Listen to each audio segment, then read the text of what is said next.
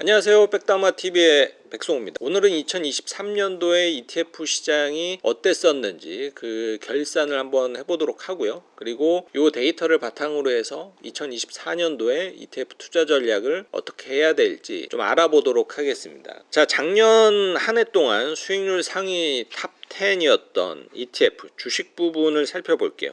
1위는 코덱스 미국 팡플러스가 무려 97%의 수익률로 1위를 차지했습니다. 그럼 원금 1억 넣었으면은 이익으로 9,700만 원을 본 셈이니까 정말 어마어마한 수익률이죠. 사실 작년 초반만 하더라도 금리 인상 이슈 이게 계속적으로 시장에 좀 트러블로 작용을 했었고, 그로 인해서 미국의 빅테크 중심으로 주가 많이 빠졌었거든요. 그리고 작년 사실 금리 인상 이슈가 애초에 있었기 때문에 이제 기술주가 조금 부진할 것이다 이런 전망이 좀 지배적이었는데, 사실 그 결과는 정반대였어요. 여전히 기술주가 가장 좋은 성과를 기록을 했습니다. 다음으로는 이제 뭐 반도체 이런 것들이 좀 눈에 띄고요. 수익률 굉장히 높죠. 88% 차지를 하고 있습니다. 대부분 이렇게 반도체와 뭐 메타버스 그리고 나스닥 테크 이런 종목들이 대부분의 상위권 수익률을 차지하는 모습을 보였어요. 그래서 과연 올해에도 빅테크는 여전히 유효할지는 저도 궁금해지네요. 다음으로 채권 부분입니다. 작년 한 해 채권 시장 정말 이슈가 많았죠. 일단 결과만 놓고 보면은 KB스타의 KIS 국고채 30년 ETF가 수익률이 무려 17%를 달성했습니다. 이게 채권 수익률에서 17%가 과연 1년에 가능한가? 이게 사실 이해가 안 될 수도 있잖아요. 왜냐면 채권의 1년 쿠폰은 기껏해야 국고채니까 3% 남짓일 거거든요. 근데 수익률이 17%. 이렇게 나올 수 있는 이유는 채권은 이 쿠폰뿐만 아니라, 그러니까 이자뿐만 아니라 자본이득, 채권 가격이 변함으로써 얻을 수 있는 이득도 내가 수익으로 가져올 수가 있거든요. 근데 그 자본이득은 금리가 이렇게 내려갔을 때 가격이 올라감으로써 채권을 갖고 있는 사람 입장에서는 수익을 보는데, 움직이는 폭이 채권 만기가 짧은 단기채보다는 채권 만기가 긴 장기채가 이 움직임이 훨씬 더 커요. 그러다 보니까 이렇게 30년 장기채들의 지난 1년간의 성과가 이렇게 엄청나게 높을 수가 있었던 이유입니다. 하지만 이게 실상을 또 보면은 이게 꾸준하게 성과를 냈느냐? 그렇지 않아요. 사실은 불과 두세 달 전만 하더라도 장기채 채권 ETF나 펀드의 수익률은 마이너스였을 거예요. 연초 대비. 근데 이게 왜 그랬냐면은 계속적으로 금리가 작년 사실은 3분기까지는 계속 올랐고 연준에서도 이게 내려갈 것이다 라는 뉘앙스를 어지간해서 내비치지 않았어요. 이게 작년 하반기까지 계속 진행이 됐고, 근데 11월, 12월 정도에 비로소 금리 인하에 대한 가능성이 내비치기 시작을 했고, 미국 연준에서도 의장이 직접적으로 언급을 했죠. 그러면서 이 장기 채권의 수익률이 완전히 급등한 거예요. 그러니까는 내내 사실은 부진하다가 불과 한두 달 사이에 이 정도의 수익률을 달성을 한 겁니다. 그러한 히스토리도 좀 알아두시면 좋을 것 같고, 그리고 또 눈에 띄는 거는 요 하이힐드 채권도 작년에 나쁘지 않았어요. 과연 올해 채권 시장은 또 어떻게 될지 한번 살펴보면 좋을 것 같습니다. 자, 그러면 올해 채권 시장은 어떻게 될지 요것도 좀 궁금할 수가 있는데, 사실 올해 채권 시장 그다지 나쁘지 않을 것 같아요. 일단은 금리 인상 이슈는 많이 사라졌고, 그렇지만 채권 투자를 하기에는 지금이 좋은 타이밍이냐? 이게 정답은 아닐 수 있지만 일단은 현재 채권 가격이 싼 것만은 아니다. 왜냐면 금리 인하에 대한 기대감이 어느 정도 반영이 됐어요. 하지만은 이게 금리가 한 번 인하가 될지 두 번, 세 번 인하가 될지 모르기 때문에 채권 가격이 현재 무조건 비싸다라고 단정 지을 수만은 없습니다. 다음으로는 원자재 관련 ETF의 성과 살펴보겠습니다. 작년 사실 원자재 시장 좋지 않았어요. 금 정도만이 유일하게 플러스 성과를 낸 거를 이렇게 볼 수가 있죠. 금 현물의 가격이 15% 정도 성과를 거두었고, 금 현물에 투자하는 ETF가 요 에이스의 KRX 금 현물 ETF거든요.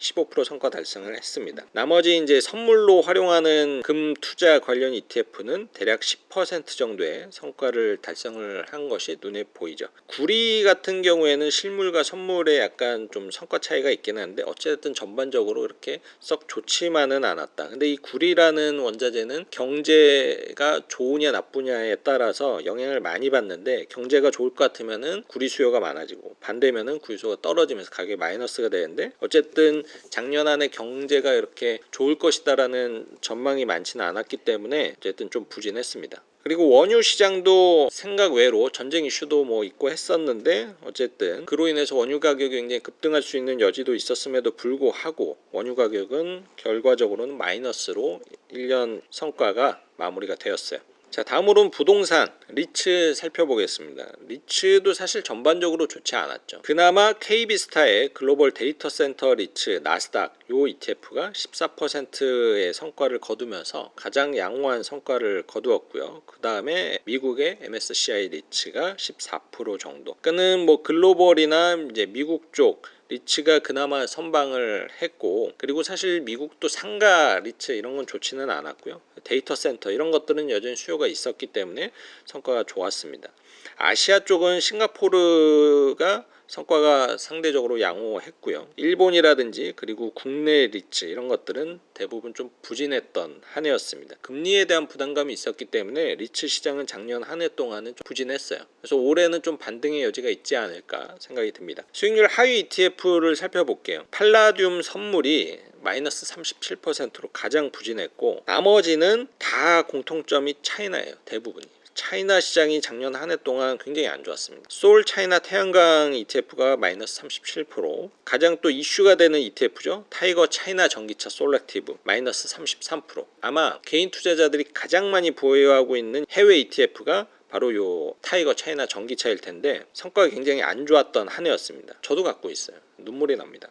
하지만 개인적인 투자 판단으로는 굳이 뭐 손절을 할 필요는 없다라고 생각이 들고, 저는 틈틈이 계속 사고 있습니다. 진짜 손이 안 가는데 사고는 있어요.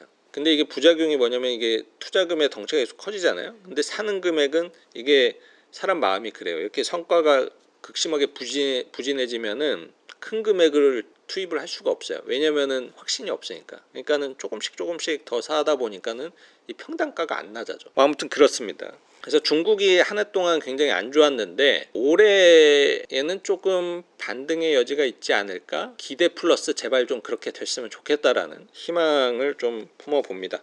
자, 그러면은 이제 올해 2024년도에 ETF 투자 전략을 어떻게 세우면 좋을지, 이게 섹터 로테이션 전략이라는 게 있어요. 그러니까는 부진했던 섹터는 계속 부진하지 않고요. 반등이 반드시 나옵니다. 반대로 계속 좋았던 섹터가 영원히 앞으로 좋아질 가능성도 사실은 없죠. 그렇게 될 수가 없어요. 경제라는 게. 그러면 작년에 좋았던 섹터는 기술주, 반도체, 그리고 채권이 막판에 좋았고, 그리고 여기에 더불어서 AI, 로봇 이런 섹터들도 나쁘지 않았어요. 미국 전체적으로 봤을 때도 미국도 나쁘진 않았고, 부진했던 섹터가 전반적으로 원자재, 리츠, 그리고 중국 시장, 뭐 사실 국내 지수들 뭐 그렇게 좋았던 거는 아니었던 것 같고요. 그러면은 이제 이 부진했던 섹터가 과연 올해에는 반등이 이루어질 수 있을까? 사실 장담은 할 수는 없지만은 가능성이 없는 얘기는 아니죠. 중국 같은 경우에는 경기 부양에 대한 기대감이 살짝 있고, 또 물론 변수도 많아요. 지금 글로벌 경제가 지금 어떻게 되고 있냐면은 중국과 러시아 중심으로 한 편이 되고 있고, 또 미국 중심으로 또 한 편이 되고 있고, 이게 좀 편이 나눠지고 있는 분위기거든요. 근데 이게 경제적으로는 사실 좋은 모양새는 아닙니다. 이 무역이 활발해야 되는데 그 반대 모습으로 가고 있다라는 게 사실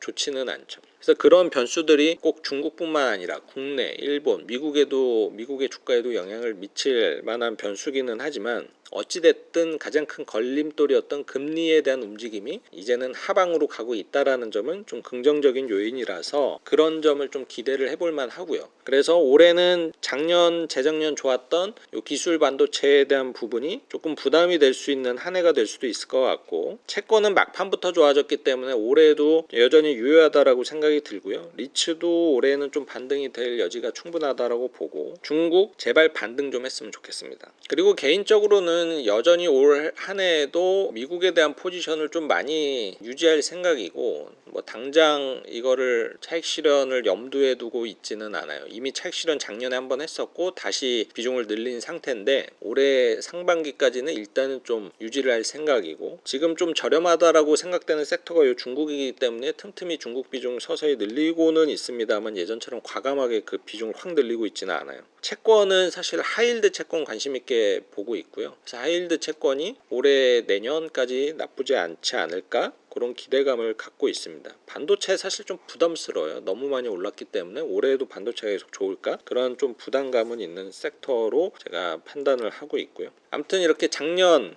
한 해 동안 ETF 어떤 ETF 섹터들이 좋았는지 나빴는지 한번 살펴봤고요. 그리고 올해에는 어떤 섹터들이 좋을지 저희 개인적인 생각도 한번 공유를 한번 해봤습니다. 재테크에 참고만 하시고요. 철저한 분산 투자로 리스크 관리 잘 하시는 한 해가 되시길 바랍니다. 자, 오늘 내용 여기서 마무리하도록 하겠습니다. 오늘 내용 도움 되셨으면 좋아요와 구독 눌러주세요.